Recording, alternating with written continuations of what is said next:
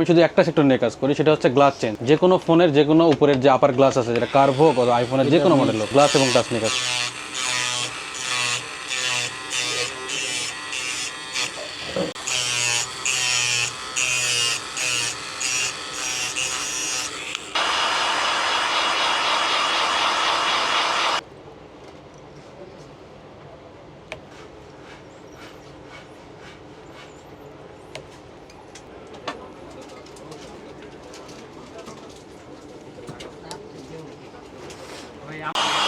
শুনছে আমার কাছে শুধুমাত্র আমি শুধু গ্লাস চেঞ্জ এবং টাচের কাজ করি।